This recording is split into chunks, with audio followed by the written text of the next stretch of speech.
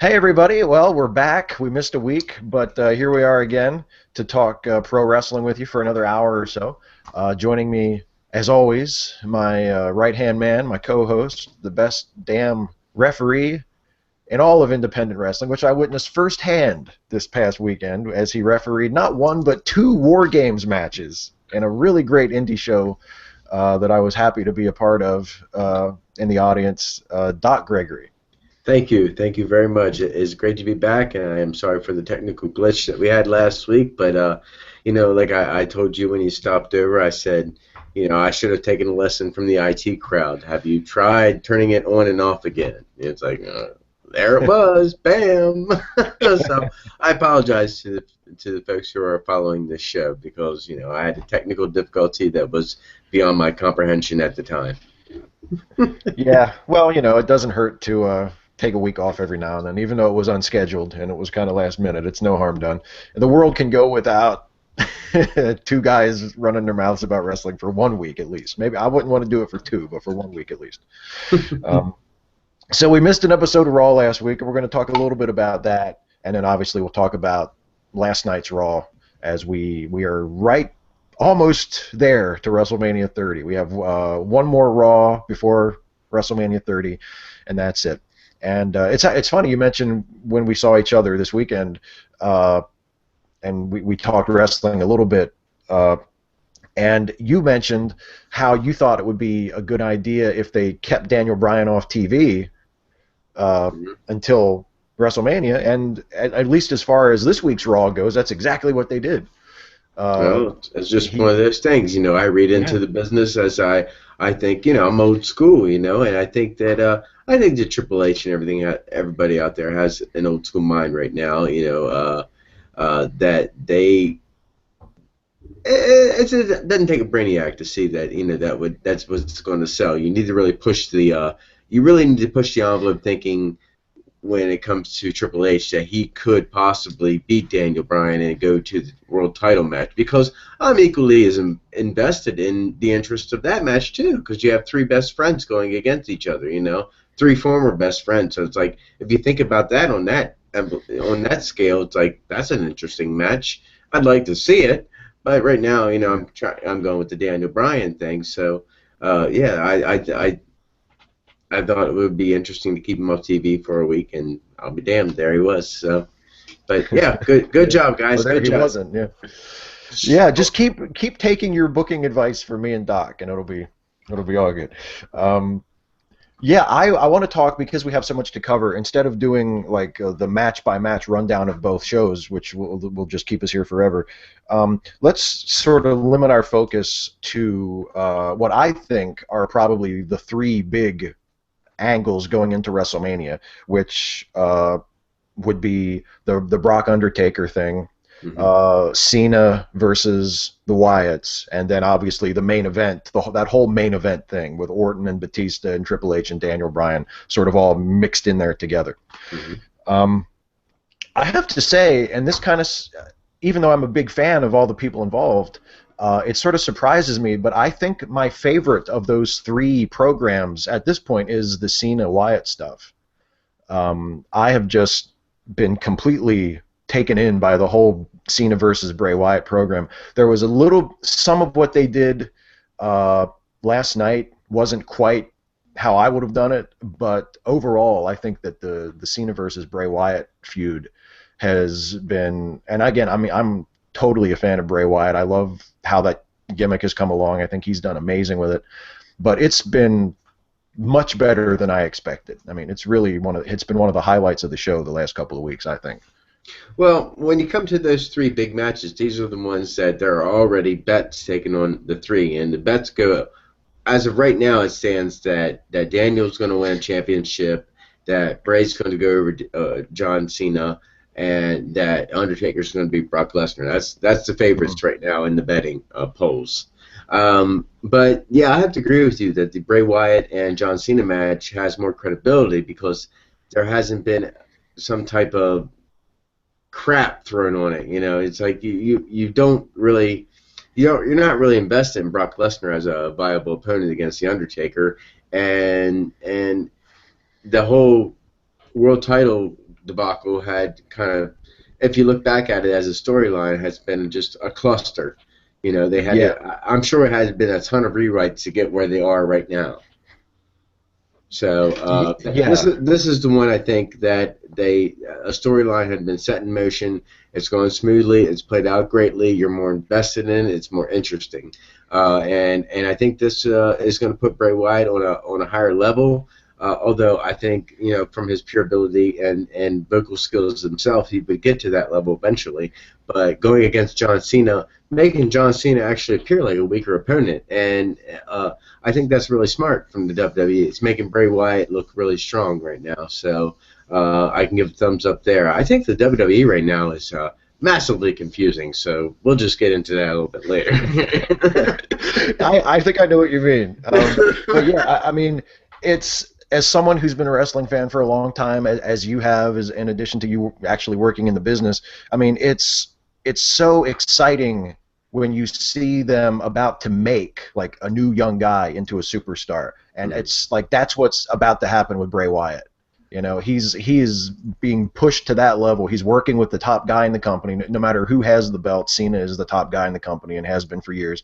And he's working with John Cena, the current generation's equivalent of Hulk Hogan, at WrestleMania, and he is just cutting these amazing promos week after week after week, just killing it. He's cut the best promo on the show for like the last month, if not longer, every week.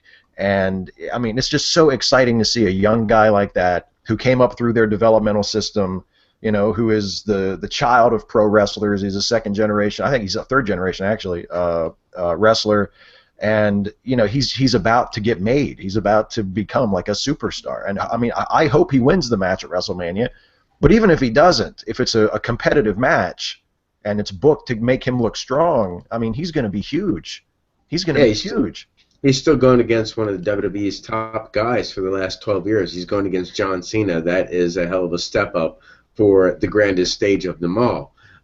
So no matter how he comes out of it, you know, I think this is a really good move for Bray Wyatt in WWE. So I look for the remainder of 2014 and 2015 going to be a big moment and going to be a big time for him. He's going to get a big push. Yeah, and if they do make Bray and they do finally put the belt on Bryan and leave it there after WrestleMania, for the first time in what feels like a really long time, they have the potential for a main event program with Bryan as the champion and Bray Wyatt as his opponent that could be a huge box office program without John Cena or Randy Orton or Triple H or any of like the established sort of old guard guys anywhere near it. Like you can take two new guys and put them on top and put it on last and make it the real main event, not like they did, you know, when Punk was champion. And yeah, he was working with new guys, but he was working like the fourth match, you know, like with Bray versus Bryan in a few months down the road. If that's the way they end up going, like you can completely see that match as like a top card match.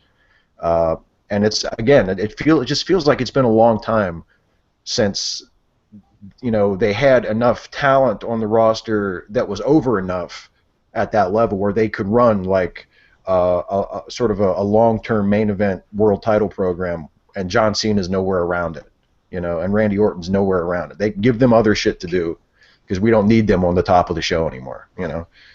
Well, I think Triple H summed it up best, and if he was really serious about that drop, you know, what he said when it was time for a reality era, Yeah. and if that holds true to what he just said, it's a reality era. Let's go to reality, you know.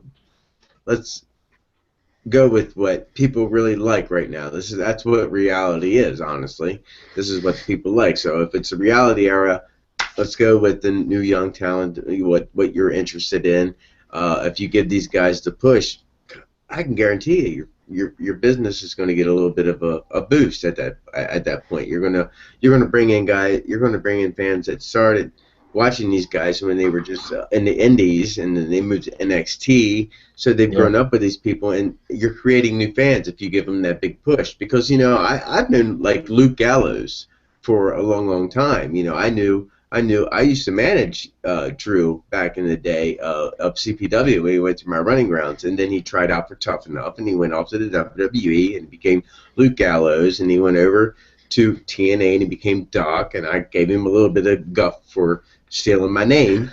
I did. He's a friend of mine on Facebook, and I gave him a little bit Yeah. of grief for doing that. And then he went off to Japan. He's making a huge amount of money in Japan right now. So it's like I've seen this guy raise up through the ranks, and I get to see all that. So I'm proud of what he's done. So it's just one of those Yeah. examples of a guy who saw someone start, watched him grow, and go into the big time, and you're solidly behind that. And when you see him in the spotlight, you've gained new fans that are watching your show. Yeah, absolutely. I mean, when you look back at the other, really big successful eras in the history of pro wrestling in general, and specifically of the WWE, I mean, the big boom periods have always been kicked off by pushing new talent. Vince didn't headline the first WrestleMania with Bob Backlund and superstar Billy Graham. Hulk Hogan was a new guy. Hulk Hogan came in December of 1983, and a month later was the WWF champion, and kept that belt for 5 years. I mean, he was new and he was hot, and that was what triggered that first boom period. Same thing with Steve Austin.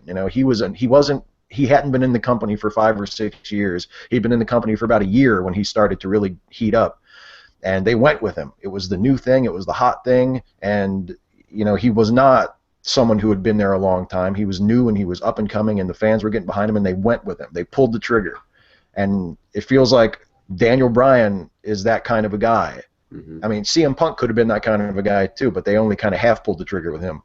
But with Daniel Bryan, it's like if you fucking put the belt on this guy in a big way, if you end WrestleMania with people chanting yes and him holding up those belts, and you just run with him and make him the star of the show, it's not guaranteed. He could fall flat on his face, but it's the best shot they've had in years of having another like Austin type resurgence in popularity, where they pick a new guy who people are excited about and want to see, and he's different from what they've been seeing before, and just fucking let him run crazy. I mean, and give him people that he can wrestle, both established guys and up and coming new guys like Bray Wyatt and Cesaro and other guys that we've been complimenting on this show before. And I mean, it really is like it's such an exciting time to be a wrestling fan.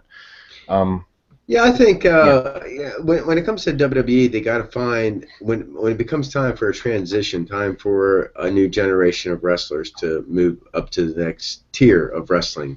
Like Daniel Bryan, you can't just hand it to Daniel Bryan uh, and then expect him to just carry the ball at that point against the old, the last generation. Eventually, if you fall on your face with Daniel Bryan, then where's the ball go? It goes back Right. exactly to the last generation. I think to really get to that next generation of wrestlers, you have to have at least 5 to 6 viable contenders that would potentially could fill that role against Daniel Bryan. Like, would they make a good champion too if Daniel Bryan falls on his face? And even if so, would they make viable and great contenders for Daniel Bryan in one-on-one matches? So that you have to actually have all those things in check before you move on to putting your full trust into making that move to say, yeah, we're going to accept the fact that Antonio, that Cesaro and that Daniel Bryan and wrestlers like that are ready to move up to that next level. And it's time to put the rest of them. It's time to say, Undertaker, next year you can stay at home. We don't need you Right. anymore. Right. We're moving on. So yeah, it would be nice to see that, but that's what the WWE has to do in order to finally move away from that old stigma. I think they're doing a pretty good job of that right now. Things are, like I said, things are a little bit confusing to me in the WWE. Like, where are the Shield stand and what's going Yeah. on? What's going on with the Real Americans? It's like these stories of splits are really up in the air right now.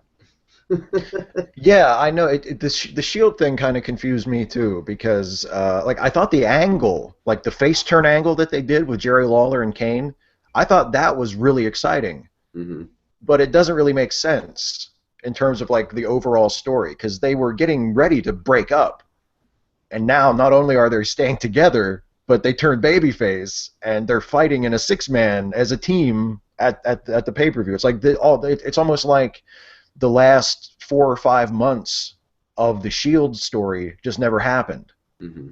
And that's part of one of the big problems with the WWE creatively in general over the last year, especially. I mean, most of those sorts of criticisms have been focused on the Daniel Bryan situation, but it's the same sort of thing where it's like they're clearly building up to a particular payoff, and then it's like they just completely just say, oh no, never mind, fuck that. They're gonna fight Kane instead.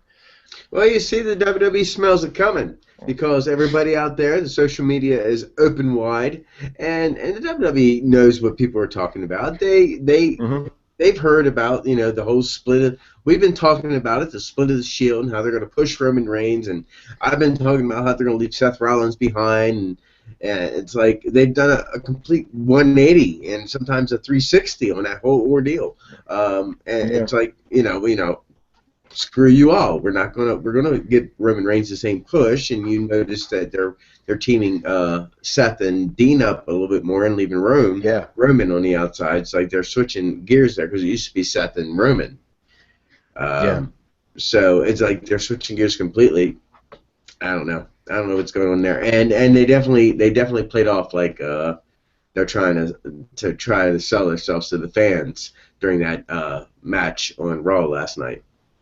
Oh, totally. Oh, yeah, totally. I think they're baby faces now. Mm-hmm. Like they're not wrestling or acting like heels.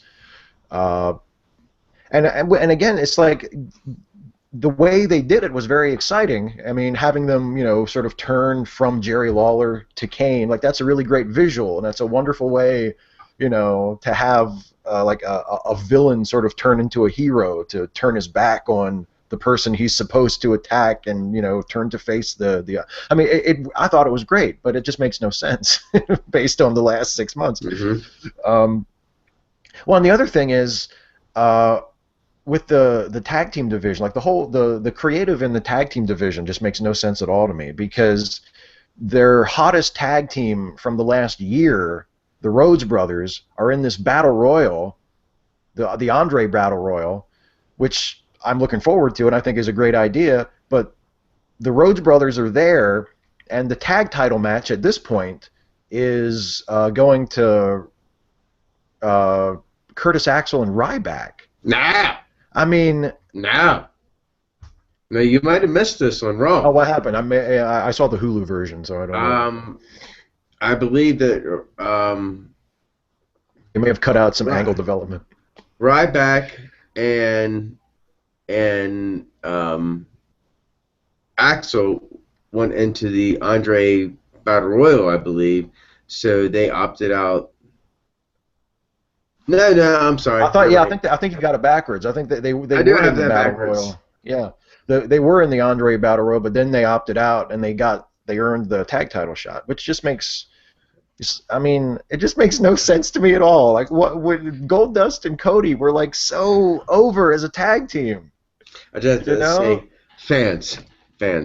I work late, or I stay up late. I work hard on the weekends. I have wrestling shows, and I have to get up really early to work. And sometimes I don't get a chance to watch Raw freshly on Monday nights, and I do apologize. I finished Raw about 15 minutes ago, and I fast forwarded through a lot of stuff so I can make time for this show. So there, I've said it. I'm honest. I'm shooting from the heel here, but I'm going to try my best. And look, give him a break, because as I said at the top of the show, the dude refereed 2 War Games matches. 2 War Games weekend in a row. It was absolutely brutal. I mean, I didn't have to actually take any of those bumps that those guys were taking in that rain the other night. Oh. But I woke up Monday morning and went to work, and I was lifting every single box of meat going,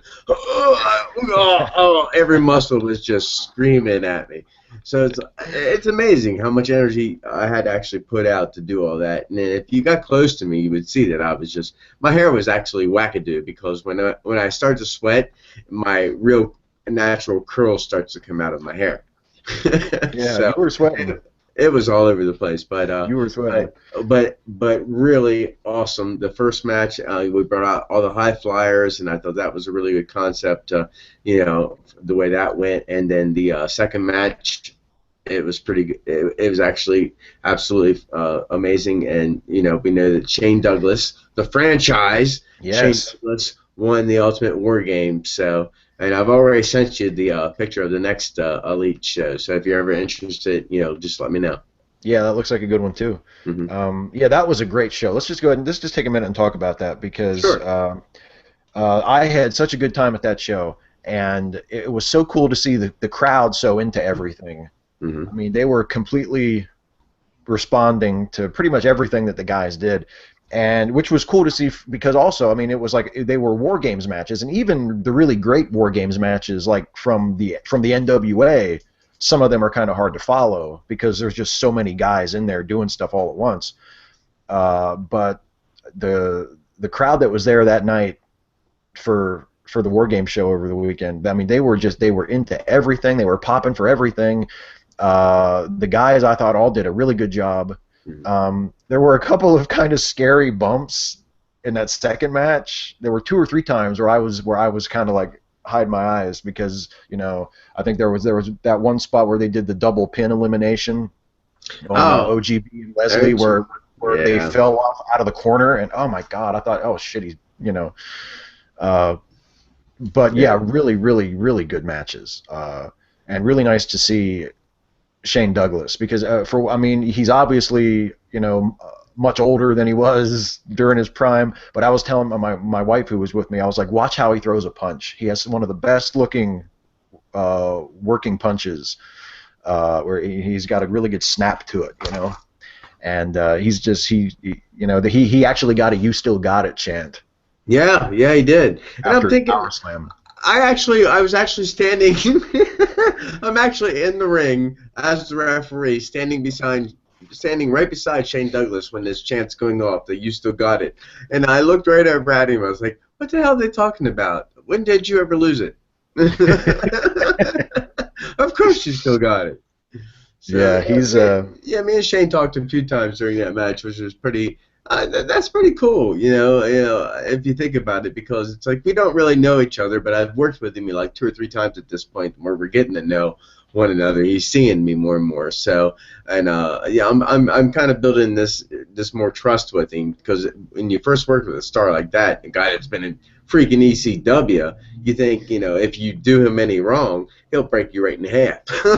right. And he can be a little harsh. Let me just say that he can be a little harsh.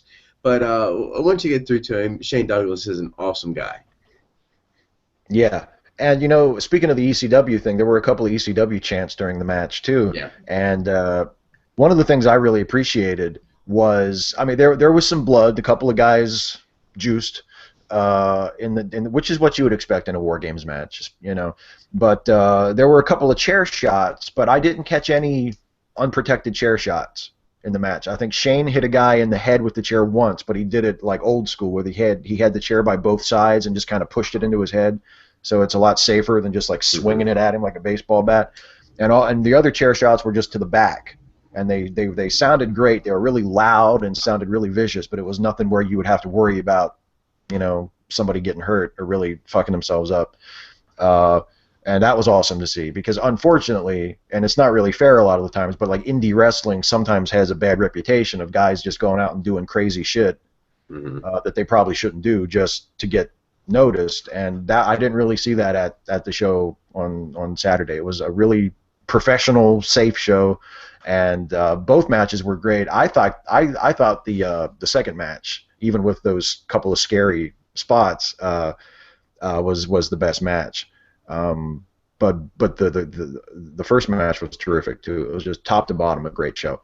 And you work as a referee, Doc. You're not just in there, waiting for somebody to do something so you can ring call for the bell to ring or do a pinfall count. You're actually working the match as a referee. I mean, Yeah, yeah. I mean, I know it's a cage match and everything, but I mean, you got wrestlers like putting other wrestlers in the corner. They're stepping on their throat and they're choking them out. Now, it's like, oh my God, you can stand there all day, and I'm actually up on that wrestler. It's like, come on, I know what you're doing, but like, show some mercy. I'm pleading with these people. Show some mercy to these guys. It's a right? cage match. This is not what it's all about. Let's have some wrestling. You can't just choke them out. Let's show some skill.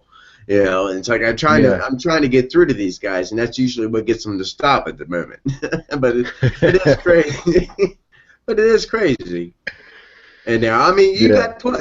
I had one point I had 12 guys running around the ring doing all kinds of crazy Yeah. stuff, and I'm dodging. I mean, I came this freaking close to get knocked out, I think, by Robbie Page's feet as somebody swung a wrestler around, and it came that close to my face. You can Yeah. actually see in the video that I taped that I just jumped back because it was that close. But yeah, a phenomenal match. A phenomenal show that night at the Elite Pro Wrestling Alliance. We drew probably about close to 550 to between 550 and 600 people we drew.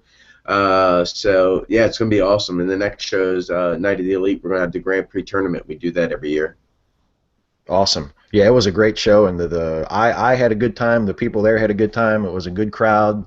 They weren't bored with anything. They were chanting the whole time and cheering for the good guys and booing the bad guys, and it was great. Um, there was one spot where my favorite spot of the night, maybe.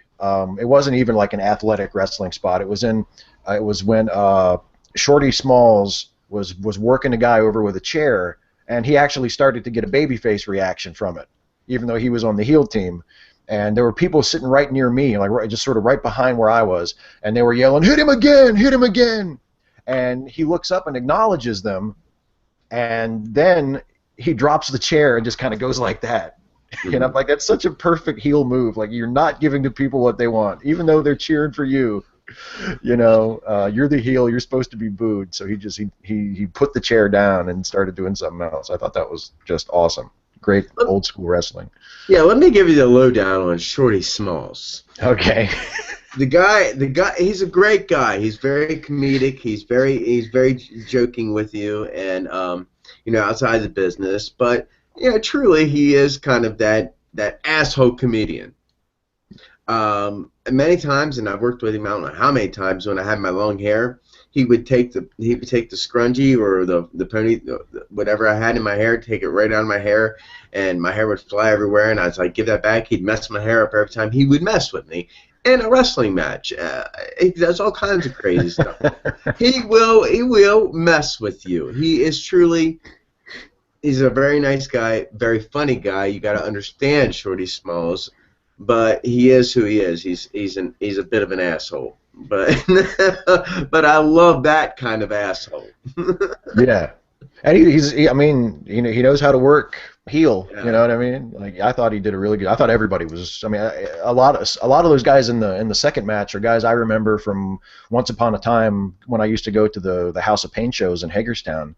Mm-hmm. Leslie Leatherman and Jake Davis and Gutter Boy and OGB and Tate Griffin. Those are like guys I remember from 12, 15 years ago, seeing them when they were still in training. And so it was cool to see them. You're And so they all young. You're so young. They all did real good. You've got a few years on me.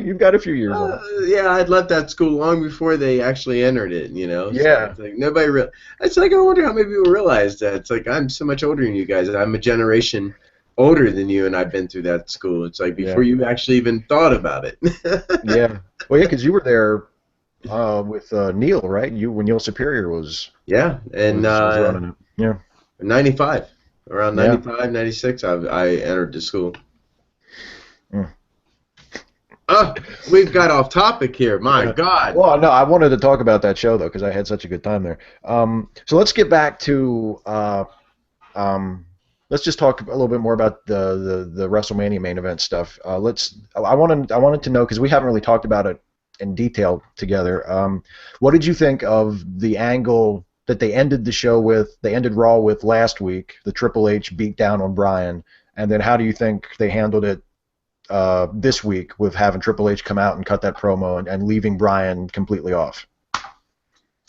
Um, well, I thought the beatdown at first when I saw it looked really really bad.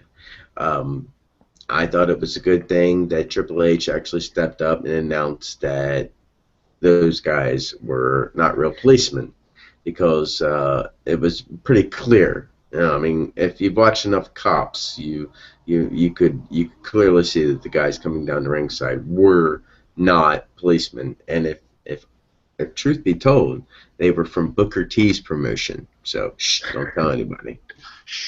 That's where the guys were from. But a lot of people were crying out on social media that it was excessive, and they pointed that out on This Week on Raw. They thought it was just too much. I I do not. I think that you at this point you really got to do a severe beatdown to push the point across that someone is injured, and they're reporting that Daniel Bryan has a shoulder injury at this point. So I think they did that correctly. I don't see any problems with the way they did it, except for the whole policeman angle. I didn't care Yeah. for. You know, one guy actually threw a forearm punch into Daniel Bryan to take him down. I was like, that was a wrestler. Yeah, yeah. Police brutality. You're not supposed to punch people. What are you doing? Like, oh, that's a tell. You'll do that. This is my advice to any wrestler. If the WWE comes to your town and wants to use you as an extra, find out what they want you to do and study that. I mean, if they want you to be a cop, and that's used very often in the WWE, there's cops. I mean, there's a series called Cops. Just watch Cops. Watch it, look at the mannerisms, and learn those things. Because every single one of you walked out like a freaking wrestler. Yeah. But and of course, yeah, Triple H came out and he separated himself very well in the interview with Michael Cole, saying that is a difference between him being someone who runs a company and being a wrestler. He and personally, Triple H is in that transition. He still can be an active wrestler. Vince McMahon, shit, he was a promoter all his life and became a wrestler and then went back to promoting. So how can you really judge Triple H for doing it? Because he's still kind of on that downward slide to out of wrestling into being part of the promotion. So I think he sold that off well, and how you can pick up the difference and completely blaming the fans. Yeah. For and that's where he popped the whole reality era thing, which. When he said that, I was like, maybe there's something in that, maybe he's actually just kind of testing the market there with that, and next thing you know, they're going to go and get it copyrighted. Yeah. Reality era. It's a new era. Well, it has more of a ring to it than the PG era. It does. That's not a very inspiring name. No, the PG era has gotten so much knock on it since it's actually started. It's from the true wrestling fan. They understand that a wrestling can get a little violent, and they understand that, they accept that. It's like we don't constantly have to be pushing children all the time, and watch what we're saying and watch what we're doing. Right. Right. And I've always thought, though, that the main problem with the PG era hasn't been the PG. It's been just that a lot of it hasn't been very good. And creatively, I don't think there's been a serious problem with the match quality and the ability of the guys to work for a while. I think they've got a really solid roster, and they have for a long time. But just creatively, I think the reason why the old school wrestling fans kind of talk about the PG era dismissively and kind of complain about it is, I just don't think a lot of it's been very exciting. The Hulk Hogan was the PG era too. Hulk, they.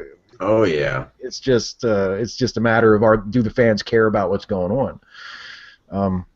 But you know what? I'm someone, I've said on our shows here previously, and I've said like in internet comments and stuff. I've criticized Triple H before. I've praised him for his behind-the-scenes stuff. I think he deserves huge credit for NXT and all of that stuff. I think that's going to be like his great legacy for the company, and he should be completely credited with that and be so proud of that. But as a performer, especially lately, I've had problems with how he's been presented and how, him going over Brock Lesnar at WrestleMania and basically him taking spots and taking big matches that could have gone to other people. But his promo on Raw this week I thought was excellent. I thought it was one of the best promos Triple H has cut in a very, very long time. And one of the things I loved about it was the way he took all of these things that wrestling fans either know about him or think we know about him in real life and used it against us when he had that really obvious line toward the end when he said he's going to win the WWE title at WrestleMania and he has the power to do it. It's one of those sort of quasi-shoot sounding comments, where he's playing on, okay, we all know that he's like one of the guys running the company now in real life as well as on the show, and there's that perception that he's using his power to put himself over and put himself in a good position. And he says a line like that in a promo. I mean, that is such a great thing for a heel in pro wrestling in the era of like Twitter and the internet wrestling community to do, because that really gets people to hate him. When he throws it in our face and says, I can put myself in the main event and I can put the title on myself and I have the power to do it. See, that's something that Vince McMahon could never say because, yeah, sure, he could say, I'm going to put the WWE title on me and I have the power to do so, but you were always a promoter. You don't have that wrestling background. This is where Triple H came from. So when he says he can do it, he has the power to do it. So not only does he have the pure ability to do it, I mean, because this man's in freaking awesome shape.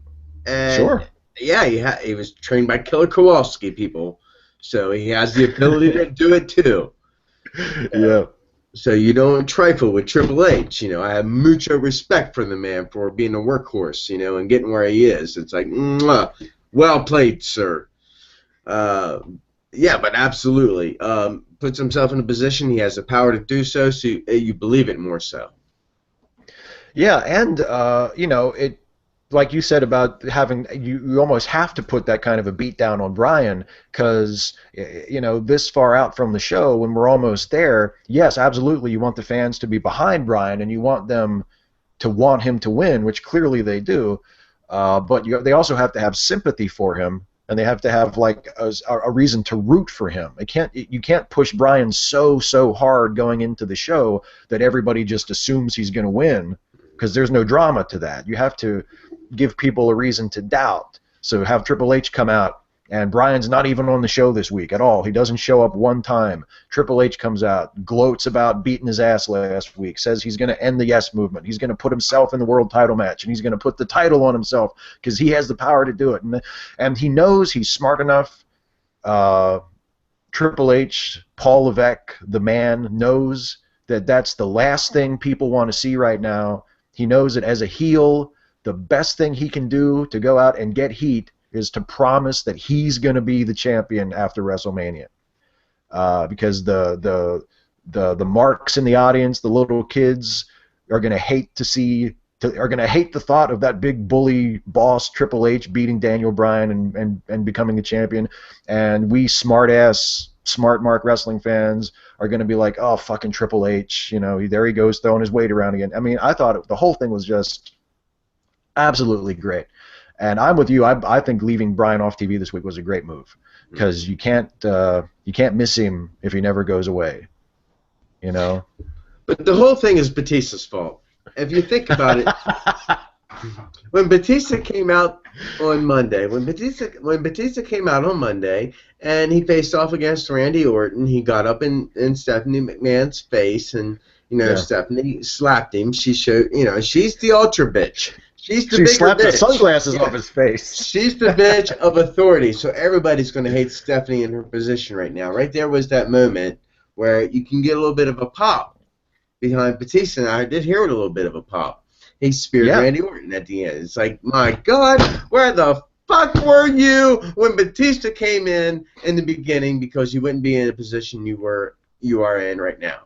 I mean, honestly. I thought the same thing. I thought Batista showed more personality last night and gave people more of a reason to give a shit about him than he has since he came back. And You he know? blew out the back of his pants. Did you see that? Yes. He completely blew out the ass of his jeans.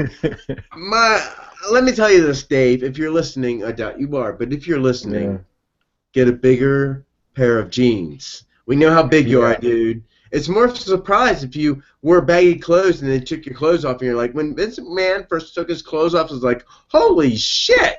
That's right. See, it's a That's shock. right. Wear baggier clothes. We know how big you are, dude. You don't have to wear the tightest fucking clothes that are made.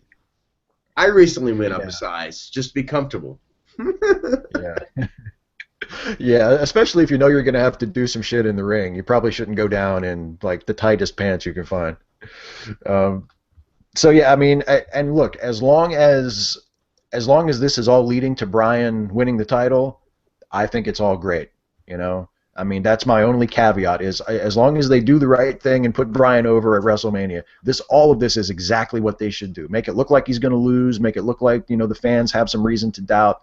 Make Triple H look like a dangerous opponent. Keep Batista and Orton in there because they're ultimately the guys that Bryan is going to have to beat once he beats Triple H to win the title. Uh, I mean, so as long as it's scheduled to go the right way, everything they've done the last 2 weeks, particularly, has been just exactly right. Yeah. Yeah, they're playing. They're playing it very well. I mean, how many weeks do we have toward WrestleMania? Two. Yeah. There's next week's Raw, and then it's the Sunday after that. The real question is, will Daniel Bryan be back on TV by WrestleMania? Do you think they should? I mean, would you maybe just have him come in the end of Raw next week, like keep him off most of the show and just have him run in at the end to do a big angle, just so people Uh, can see him before the show? I guess if it was up to me, I would show the intestinal fortitude of Daniel Bryan by showing up. If you're going to have him on TV, the intestinal fortitude of Daniel Bryan have shown up just to show that he's not ready, he's not going to last. You got to push that doubt one more time that Daniel Bryan won't be able to survive Triple H at WrestleMania. So you got if he does come back before then, it would just, I think, rinse repeat. You got to give him another beatdown. Yeah. Speaking of pushing doubt, that's a really good segue because I want to talk about the Brock and Undertaker stuff. After what they did with Brock and Taker on this week's Raw, with Taker coming out of the coffin and running Brock out of the ring, I feel like they really have to give Brock a really, really, really dominant moment next week, or else the match is just a complete foregone conclusion. I mean, we all know that Taker's going to win. You know that intellectually. You know that they're not going to have Brock Lesnar beat The Undertaker at WrestleMania. But the key to those Undertaker matches is like sowing the seed of doubt that, well, this is the guy who's going to do it. Brock is finally going to be the guy who beats Undertaker. And so far, Taker has just walked over him in all of their stuff that they've done together. So I feel like next week Brock has to hurt him or attack him or get in his face. Like something has to happen where Brock makes Undertaker look weak and look vulnerable, or else I don't really see. Otherwise, it's just Undertaker having something to do at WrestleMania. Like there's really no drama to the match at all. Yeah, I think that this week, mistake one was handing Brock the microphone. Even in the short amount he actually spoke, it didn't come off really strong. It came off, like he was straining his voice. Mistake number two was doing the old school, oh, here comes a coffin down to the aisle, and you open it up, and it's empty, and then all of a sudden, woo, Undertaker pops out of it. Come on. We're beyond that suspension of disbelief at this point. Come on. It's the Undertaker. And, yeah, 3 was letting him get the best of Brock Lesnar and not even giving Brock one iota.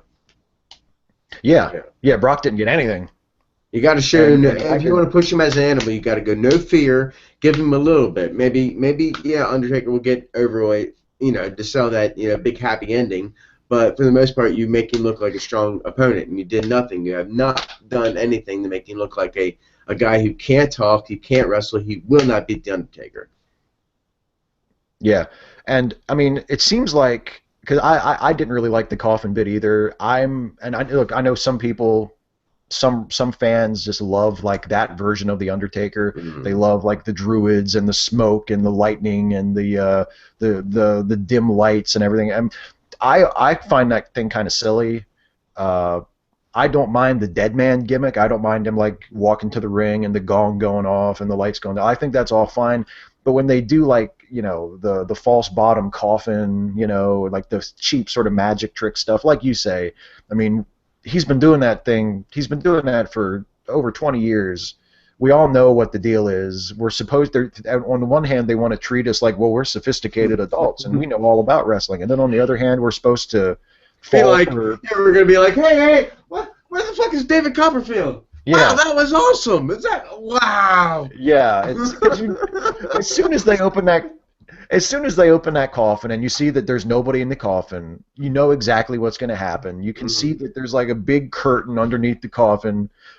Clearly they're hiding something. You know that Undertaker's coming out of that coffin. There's no suspense to it at all. I mean, even if you've never seen a wrestling show in your life, you know that's what's happening. He's in the coffin. He's coming out of the coffin. Now what?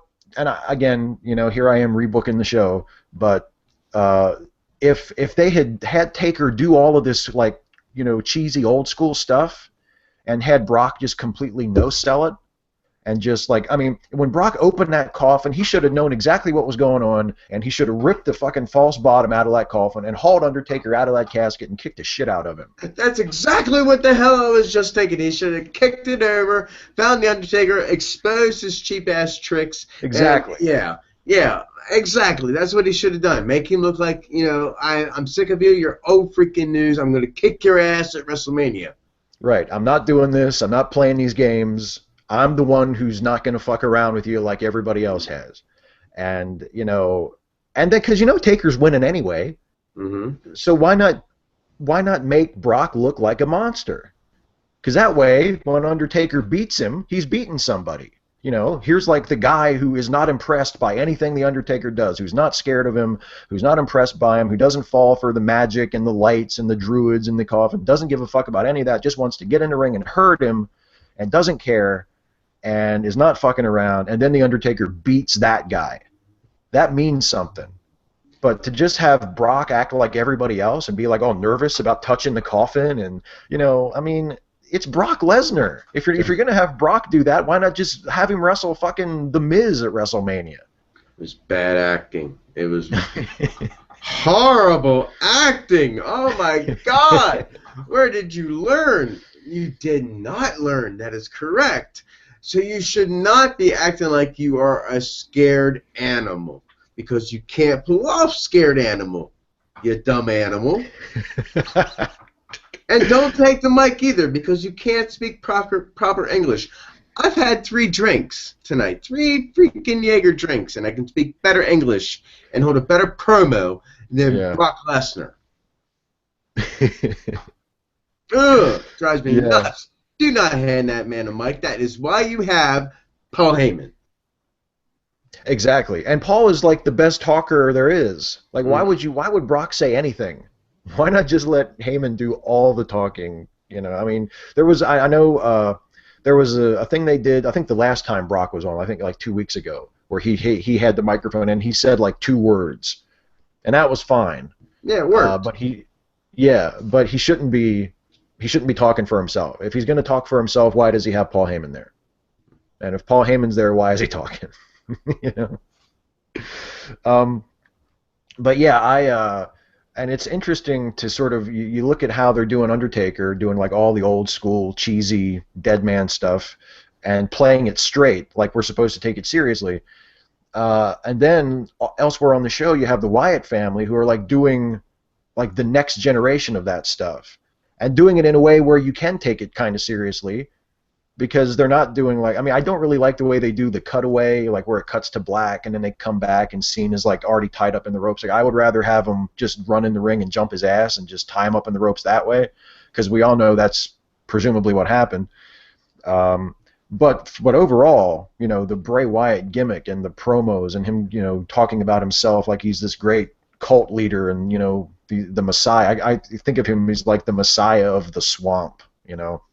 Like he's been living back in the bayou for 30 years and he's somehow convinced himself that he's like, you know, he's this great supernatural force. And I just think the whole thing is great. And it's so much more fun to watch than the old-fashioned Undertaker stuff, you know, and it makes it even worse when you have those things on the exact same show, you know. Yeah, I love that. I think that, you know, the whole fact that Undertaker's dwindling out and Bray Wyatt's actually filling that void is a good move. I'm sorry, I've had a smile on this whole time because my wife just came home. She won't get on camera with me, but my wife just came home from work, so it gets me happy. And there she is. Hey, hi Dana. It was Dana's birthday yesterday. She is officially 29. For like the umpteenth time. Yeah, umpteenth time. So there, you've had your cameo on our show, so get the hell off. But to tie in, it's not your birthday anymore. Yesterday was the Undertaker's birthday. Yeah, yesterday also was the Undertaker's birthday, everybody. Just in case you didn't know. So he worked on his birthday. And he made Brock Lesnar look like a chump. Yeah, he did. Well, it was definitely his birthday present. Yeah. Oh man. Sorry about that. No, that was cool. It's always nice to see the missus. Yeah. So those three big programs, I think. I mean, I'm not crazy about Brock and Undertaker, but Wyatt and Cena and the whole main event thing, I think, is going well. I don't really get. I really don't get what they're doing with the tag teams. I don't understand that. How about the women's division? The women's division, apparently they're just going to throw everybody into one match. Every single one of them.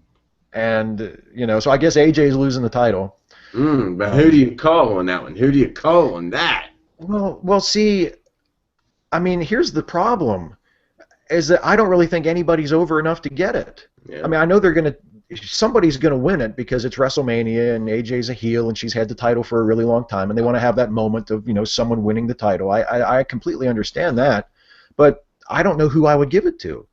Who would be better than just leaving it on AJ? Well, rumors have it that Brie Bella may be winning the title at WrestleMania, but you didn't hear it from me.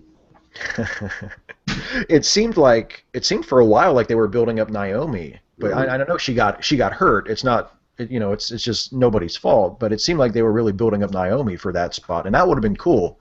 Because I think they were actually bringing her along to where people might actually give a shit if she won the title, as much as anybody gives a shit about anything that the Divas do. I mean, the company doesn't even care what the Divas do most of the time. No, I mean, honestly, Naomi came out the last 2 weeks that I've seen her. You know, she's got the eye patch on. It reminds me a little bit of old school Slick Rick, and I'm digging that. You know, this eye patch, and I love that. And she has lost nothing. Honestly, you know, she's using one eye, people. Can't be easy in the professional wrestling business. You know, because you're blind on one side. Being able to go out there and still perform pretty well. I mean, she can keep on going. She's holding my interest in the match, so I give it up to Naomi. And so, yeah, I would love to see her get that proper push. Yeah, my soul girl with the Slick Rick eye patch. Let's push her. Yeah, baby. Yeah, baby. That's what I'm talking about, baby. If it was up to me, and you know, and the choice was you have to take the belt off of AJ and put it on one of the other women, I would go with Naomi just because she's the closest, I think. Or you could always put it on Tamina. Just finally do like the breakup and the turn, and have Tamina be the one to beat AJ. That would work too. But yeah, you would be pushing Tamina's strengths because she at this point is the biggest diva of all of them. Yeah. She's got that Samoan blood, so she's generally going to be bigger than the rest of them. She's taller, so you can push that gimmick that they're going to be tougher than the rest of them. Right. So, and then I guess the only other big angle on Raw that we haven't mentioned is the Arnold Schwarzenegger thing, where you can like it's like I didn't. I mean, it was a celebrity segment. I didn't hate it, but it was like, and I felt bad for Miz, and I'm not even a big Miz fan, but I'm just like, who did this guy piss off? That he's the guy who has to go out there and sell for Joe Manganiello and Arnold Schwarzenegger and like 80-year-old Hulk Hogan. You know? I tell you, it's not as bad as coming out with Scooby-Doo as Sin Cara. Oh God. Because he came out in the Mystery Machine, jumped out with the big stuff. Yeah. Scooby-Doo. I think Arnold Schwarzenegger got over well. He has that experience. He's been with the WWE before, and he kind of knows a little bit about how things are done. And he's a movie star, an action star, so he can throw a fake punch. But the other guy was acting tough, and the problem with that was nobody knows who the hell you are. Yeah. You're not actually a name. So even if you throw out the other two big names you're standing in the ring with, nobody really cares. You're just trying to get over, but you're riding the coattails of these two other guys. That was the part that bothered me the most as a wrestling fan, was the fact that, because Arnold is like one of the biggest movie stars in the world and used to be a bodybuilder and is a big guy, and you could sort of understand if Arnold like knocked him out or something. Mm-hmm. But Joe, who nobody has really heard of, and he's bigger than Miz, he's taller than him, then he's like bucking up to him and acting tough, and Miz gets nothing. I mean, this is like a former WWE champion, and he gets nothing. He doesn't land a punch. He doesn't take him down. He doesn't throw him out of the ring. He just gets his ass kicked by this actor that nobody's ever heard of. I was like, what did Miz do? Like, who did he piss off to? Okay, Miz, you're going to go out and you're going to sell for Joe Manganiello, whatever his name is, and you're going to make him look like $1 million. Oh, okay. Well, as a performer, let me put myself in the Miz's shoes at this point. I'm thinking to myself, would you go out and do a gimmick to let Hulk Hogan, Arnold Schwarzenegger, and some other freaking guy, get over as a performer? And you're like, Hulk Hogan, yes. Arnold Schwarzenegger, yes. Great actor, great action star, and former governor. How many other times is that guy famous? So absolutely yes, I would give him the backhand. It was a simple. I think it was the boot to the stomach, the backhand, and Hulk Hogan threw him over the ropes. Threw him out. Yeah. So a simple 1, 2, 3. All right. I can kind of, and I mean, when you look at it from the other side, maybe Miz was thinking, okay, they're trusting me to get this over. Like they're saying, okay, here's two guys who aren't wrestlers and one guy who is a legend but can't really wrestle anymore. Go out and make these guys look good. And as a performer, and especially as a heel, I mean, I can understand maybe saying, okay, I'm the guy who's going to go out and get this over. I'm going to get the people to hate me and love them, and I'm going to make it look like they're the baddest guys on the planet, and I'm going to do that.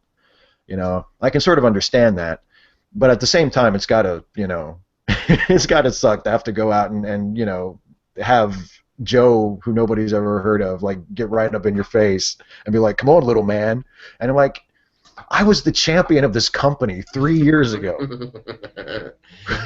Like, what the fuck is going on? Well, the one thing that they all had in common was that The Miz was in movies. He's the one heel right now that has been in movies. You're not pushing Randy Orton. He's in the title picture, so you bring out The Miz, Right. He was in the Marine 3. Yeah. Thumbs up. Somewhere. Thumbs up somewhere. Probably my ass, because I never watched it. Yeah. No, who fucking cares? Let's talk about our Legend of the Week for a few minutes before we wrap up, because the Legend of the Week this week is one of the best ones we've had yet. Sure. I'm on my Wikipedia page, which I like to call the information of the superhighway. And I would like to talk about this week's legend, and ironically, he is one of my favorite wrestlers of all time, and we're going way back on this one, and I'm talking about none other than the $1 Million Man, Ted DiBiase. Now, Ted DiBiase was born on January 18, 1954, and is a retired professional wrestler, manager and ordained minister, and color commentator. He is signed with the WWE, working in their Legends program, and DiBiase achieved championship success in a number of wrestling promotions, holding 30 titles during his professional wrestling career. He is best recalled by mainstream audiences for his time in the World Wrestling Federation, where he has wrestled as the $1 Million Man, Ted DiBiase. Now, I've already read this article, and I just read you the kind of just the beginning of it. But apparently, what the story of Ted DiBiase was is he is adopted. He's an adopted child, and Mike DiBiase is his father, his adopted father. And apparently, Mike DiBiase, his father, actually died of a heart attack in the ring, and therefore, Ted DiBiase was raised by his grandparents. And he traveled around the Mid-South and Texas, and that's where he's from, and all that area, before he became really famous in the World Wrestling Federation, as we know him, as the $1 Million Man, Ted DiBiase. You know, I'm an 80s child and a 90s child, so I didn't really watch a whole lot of his Southern stuff, and if the WWE Network would get that shit up, because I know you own it, I could Right. I could get around to watching some of his classic matchups. Yeah, and you know, a lot of people don't realize he had a WWF run in the early '80s, in the late '70s, and the early '80s, as long before the $1 Million Man stuff. He was a North American champion. Yeah, that's right. He wrestled Pat Patterson for the South. That's when the Intercontinental Championship was made. You're dude. Yeah, talk about it. Yeah, it was before they had the Intercontinental title. It was called the North American Championship, and for whatever reason, I'm not sure what the reasoning behind it was. Maybe just to make the title seem more prestigious. But yeah, Pat Patterson won the Intercontinental title, or the North American title, from Ted DiBiase, and that was right around the time when they did the pretend tournament in in Rio de Janeiro. And supposedly there's different versions of the story, but the way it was justified was because I know when I was growing up, you always wondered, like, what the fuck does Intercontinental title mean? What does that even mean? I know. It's not world title. Yeah, exactly. Like, I mean, like between the continents, right? But what it originally was supposed to mean was the North American and South American continents. It was intercontinental between North and South America. That's what the title was supposed to refer to, because the idea was that Pat Patterson, the North American champion, went down to South America and won this tournament, and then became the champion of North America and South America, the Intercontinental Champion. And he the only person he ever actually beat in real life was Ted DiBiase, because the tournament was completely made up. They just made up a new title and gave it to Pat Patterson, but they justified it by saying, "Oh, he won a tournament in Rio de Janeiro." Yes, according to this, that tournament is completely fictional. Pat Patterson just made that. They just made that title up to make a match. Yeah. But the lineage of the Intercontinental title came a long way. So did they make a bad move? I don't think so. Oh, hell no. Think about all the guys who held that title. I mean, Patterson himself, and Macho Man, and Tito Santana, and Ricky Steamboat, and Bret Hart, and Mr. Perfect. I mean, Jesus. The lineage of the Intercontinental titles. Yeah. Yeah, but not the guy we're talking about, Ted DiBiase. No. Who held his own title. Yeah, but when he came back as the $1 Million Man for that run that we all remember him for, he never held a singles title in the WWF, which is kind of surprising when you think about how things are nowadays, where like everybody gets a title for at least for a week, you know. And he was never Intercontinental Champion. He was never WWF Champion. He and IRS were tag team champions, but he was never the WWF champion. He was, however, the focal point of what I believe you've told me before is one of your very favorite WrestleManias, WrestleMania 4. Where they had the world title tournament, which was justified by the $1 Million Man buying the title from Andre the Giant after he cheated with a fake referee to win it from Hulk Hogan. And eventually Jack Tunney just threw up his hands and said, "Fuck it, we're going to have a tournament." See, now I got in Earl Hebner's face about this. I went to a TNA show recently, and everybody was out there going, "You screwed Brett, you screwed Brett," and I was the only guy like right in front row going, "And you screwed Hogan too, you screwed Right. Hogan too." He looks right in my eyes and goes, "You piece of shit." And I was like, "Yes, yes, Earl Hebner freaking hurt me. That was awesome." But the real but the real story behind this is what I heard straight from the Honky Tonk Man. That WrestleMania 4, the original plans was that the Million Dollar Man was supposed to win that tournament for the world title. But the Honky Tonk Man was being a bit of and he can. Now, I love the guy, but he was being a bit of a prick with the Intercontinental title at the time, which he was supposed to drop to Randy Savage. He refused to do so. They say they just moved Randy Savage over to the world title picture, and they asked DiBiase if he minded. DiBiase was a gentleman, and Randy Savage became the world champion at WrestleMania 4. Bam. Yeah. And DiBiase got to lose to him for for like a year. DiBiase is one of those guys. I admire him so much as a wrestler because he, even though he never held a singles title during that big $1 Million Man run, he worked with pretty much everybody. He had great feuds and great matches, not just great feuds, but great matches with Savage, with Hogan, with Big Boss Man, with Dusty Rhodes. Mm-hmm. Great program with Dusty Rhodes. We talked about it on the show before, where he bought Dusty's manager Sapphire just for no reason, just because he was an asshole. He's a $1 Million Man, and he buys what he wants. And everybody's got a price. Had the best laugh ever, and it's still among wrestling fans noted as one of the best laughs in professional wrestling. Oh, absolutely. One of the greatest heels ever. I mean, if I was going to make a list of my favorite heels in wrestling, I mean, the short list would have him on it. I mean, it would be Jake the Snake and Roddy Piper and Ric Flair and Ted DiBiase. I mean, he's just so great as a villain with that laugh, and he just loved being rich and evil.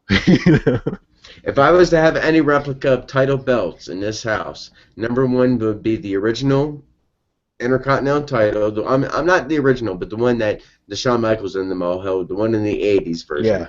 The one we all remember, and the $1 Million title would be number two. I would definitely want a replica of that one because I thought that belt with the dollar signs was awesome. That he made that and had the gold around it, and I thought, because it was a gimmick too that played out in many storylines. So there was angles around that belt, which was really cool. So it wasn't just one to be won; it was one with storylines.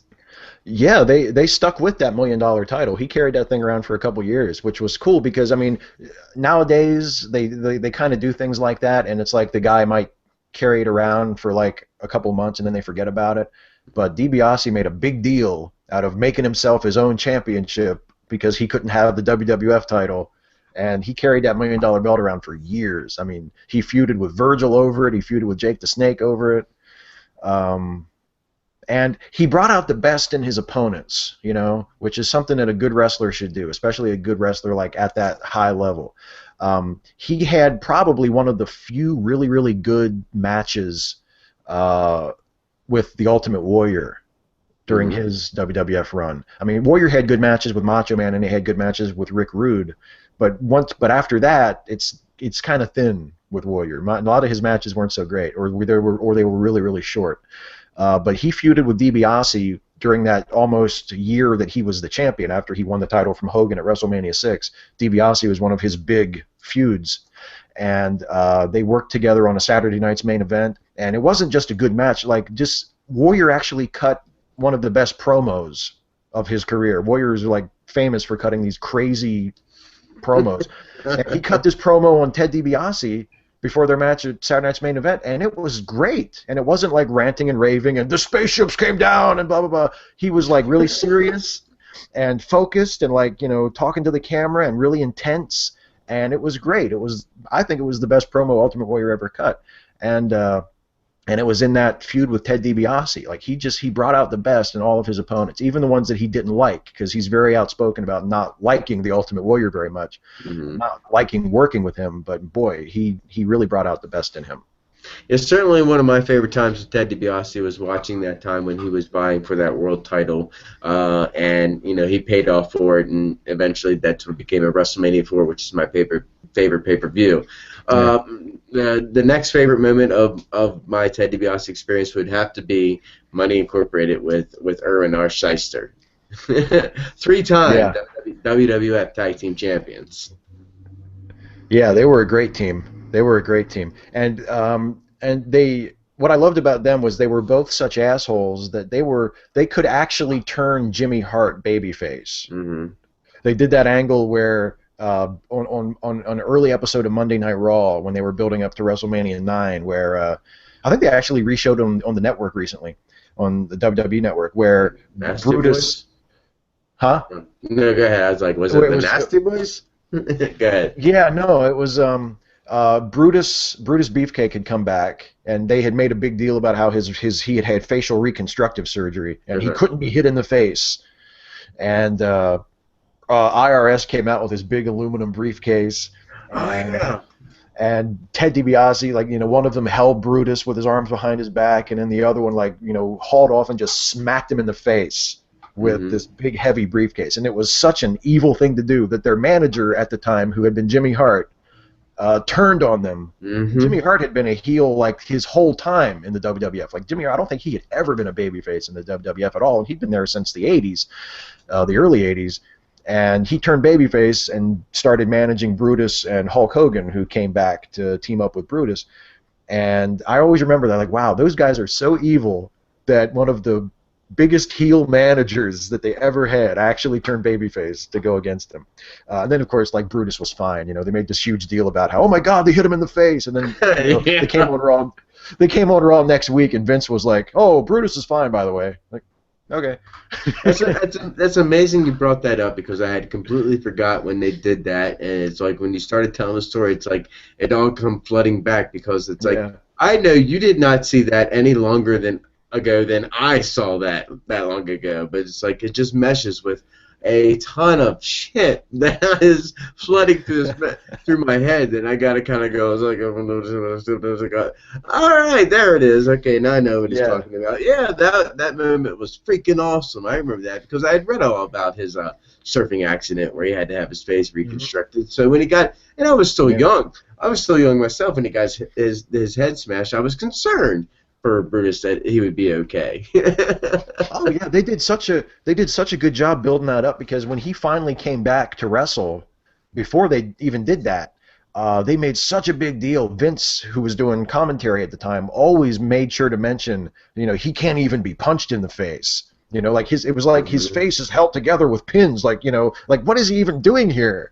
Why is he wrestling if he's that fragile? And then not only did they hit him, they cracked him in the skull with this big briefcase. I mean, it was just an awesome angle. And then it led into WrestleMania 9, where they actually kept the titles. I think they lost the match by disqualification or something, but they kept the titles. And then Hogan went on to win the title from Yokozuna at the end of that show.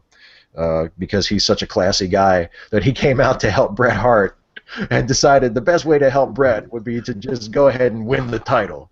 Let me show you how to end a show, dude. Yeah, exactly. It's see, we're one of these days we're gonna have to just do a show about Hulk Hogan, because I mean, he's such.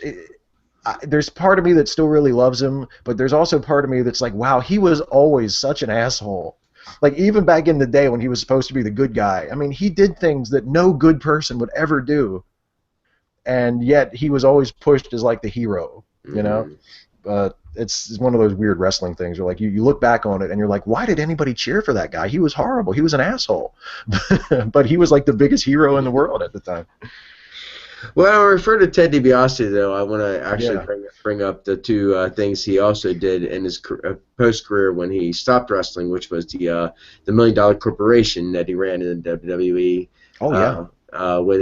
It included IRS, Bam Bam Bigelow, Nikolai Volkov, Kama, but you remember Kama, Papa Shango, The Godfather. Godfather, Yeah. King Kong Bundy, Psycho Sid, the 1-2-3 Kid, and also had like Tatanka in it. And then of course we all know that when he left the WWF, he went over to WCW, which he became unveiled as the backer of the NWA, the NWO, the financial Yeah. backer of that group. So, but he didn't stay long there because, as we all know, the NWO got flooded, and he no longer was really needed when Eric Bischoff came in.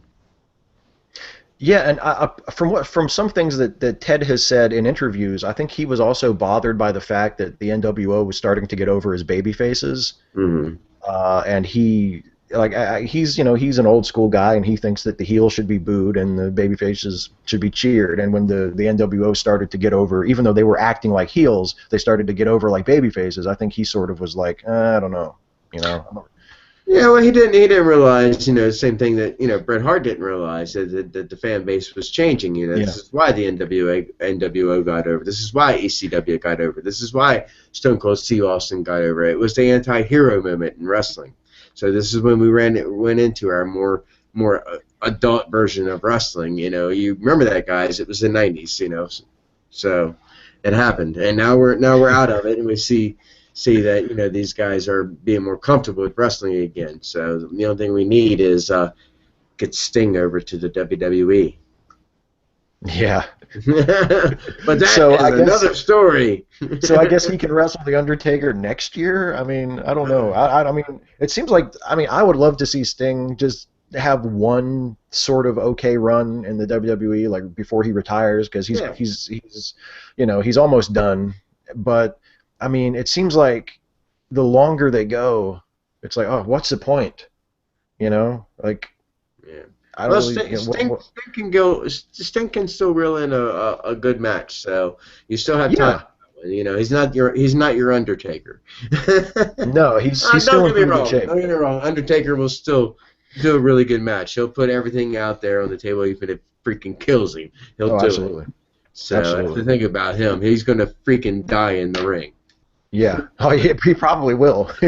He probably will. Like WrestleMania 35, he'll just have a heart attack. He'll just turn into dust. Poof. Yeah. The Undertaker's been cremated, ladies and gentlemen. This is it. He stands at 25-0. Yeah, he's finally gone. One more thing about Ted DiBiase before we wrap up here. Sure. We also have to mention, you mentioned the $1 Million Corporation. Mm-hmm. One of the members of that corporation, or one of the people that Ted DiBiase was working with before he finally left to do that NWO run in WCW, was Steve Austin. Yeah. The Ringmaster. He was the manager of the Ringmaster before he became Stone Cold Steve Austin. Yeah, there's a thing going around the network right now where you can hear Ted DiBiase's voice, and he's talking about Steve Austin. He says, talking about you, something about when you. He's telling Steve Austin, it's like when you got something, you go out, you show you got it. When you know you got it, you'll have it forever. And it was like I can't do it word for word. If you have the network, you'll probably see it floating around there one moment or the other. But it's like I heard it. It was a phrase straight from Ted DiBiase, and it's like when I heard that, and I will definitely have to listen for it so I can drop this line correctly. But it was very very deep, and it meant a lot. So it's like. And that was certainly meant for Stone Cold Steve Austin. So it wasn't a moment that Ted DiBiase was really a part of. Ted DiBiase was really just the introduction of the character with the Ringmaster. It wasn't until Ted DiBiase really left and Steve Austin was really on his own. That's when Ted DiBiase went to the WCW. Steve Austin was on his own. And it was really sink or swim for Steve Austin, and that's where he became Stone Cold. And bam, history was made. Yep. Yeah, it's weird. I mean, DiBiase leaving was like turned out to be the best thing that ever happened to Steve Austin, because now he was able to do his thing. Yep. So anybody who likes Stone Cold Steve Austin, anybody out there that likes Stone Cold Steve Austin, tip your beers up and say hell yeah, and remember that the guy Ted DiBiase was the guy that was responsible for it. If you don't like that, I'll come over to your house, knock on your door, and stop a mud hole in your stinking ass.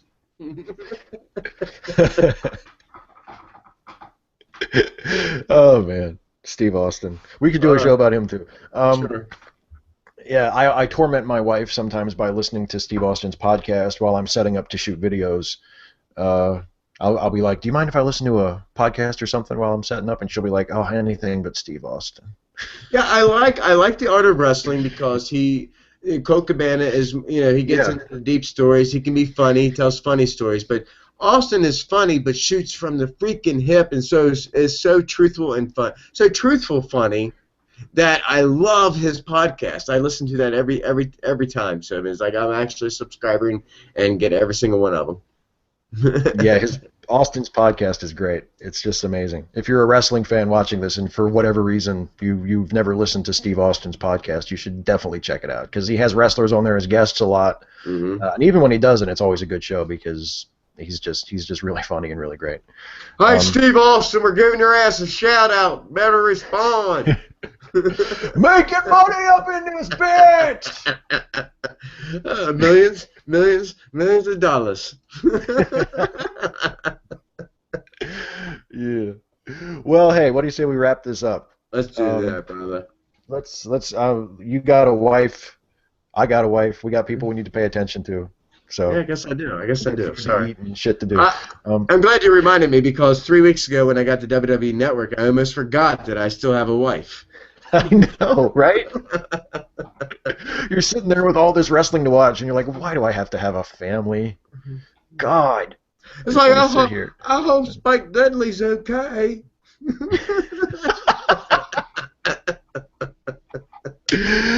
Oh, shit.